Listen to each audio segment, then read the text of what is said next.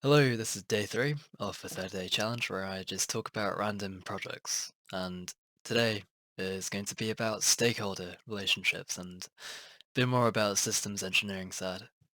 It's quite important, It's essentially what stakeholders are anyone who has a stake in your project.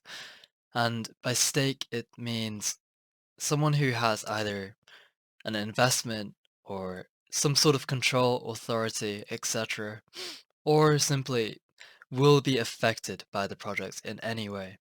So if we're talking about a rocket, for example, recently SpaceX, quite a few of its test flights had to be delayed because the marine wildlife conservation groups realized that the trajectory could potentially endanger marine wildlife. In this scenario, they would become a stakeholder because they're affected by the launch. And stakeholders often influence each other, and the way that you identify them and how you manage their expectations and also their responsibilities that come along. That's essential in making sure a project actually goes through.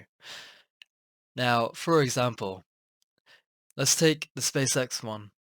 When the Marine Wildlife Conservation Society realized that this would endanger wildlife, and this would mean that diversity would fluctuate. Perhaps the food and all of the fishing areas there could be affected. They reached out to, I forgot the name of it actually.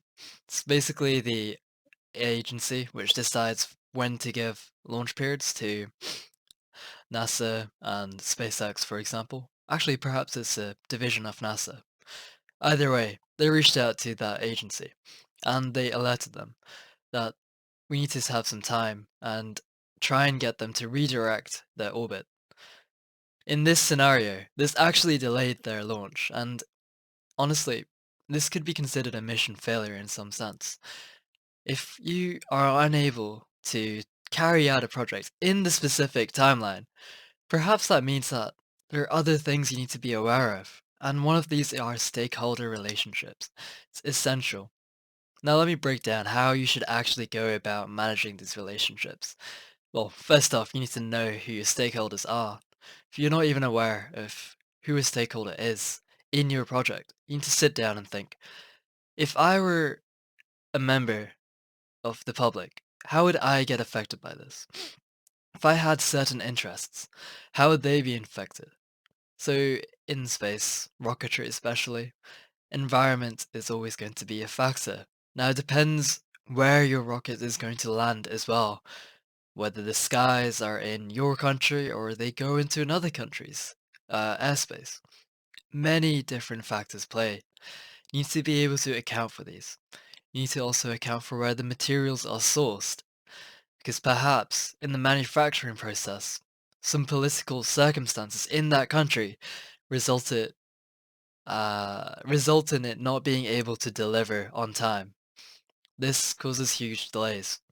And in fact, part procurement is a big issue, and it needs to be efficient. It needs to be efficient and optimized. Secondly, you also now need to think about how stakeholders influence one another. Some stakeholders will have a bigger say than others. In the example I gave earlier with SpaceX, the flight management agency would have a bigger say than the Marine Wildlife Agency. Of course, the Marine Wildlife would have a good say the marine wildlife would have a solid stake in the project. However, it would not necessarily be able to say, no, you cannot launch. It needs to be approved by the other stakeholder. We don't want to create tribes, and we don't want to create rifts and arguments between stakeholders. Hence, it's always a good idea to think about how everyone will be able to win in this situation. How can you find a solution which allows for the least damage possible and also the best profits, or in this case, the most efficient timeline? This is important as a project manager, and you should be constantly updating this. As you start a project, the sponsors you have right now, the regulations you're under, and the people you work with are going to change. By nature, this is how projects go. You gather more sponsors, you gather more support, you lose some support, and you get new teams, new members constantly. You need to take account of this and constantly map how your stakeholder needs are changing. Based of this, you use your systems that you implement and make sure that they're now essentially stakeholder proof. You want to make sure that if your main source of, say, part procurement is gone, you have a backup and you have multiple backups because honestly, it can turn into a chain reaction. And once the ball starts rolling, it's quite hard to stop it. And unfortunately, this is one of the main reasons why projects fail.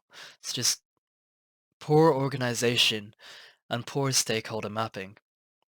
Either way, that's all I have time for today. I hope I've helped you out. If I have, please like and subscribe. That actually, I should have just cut that out. I'll cut that out.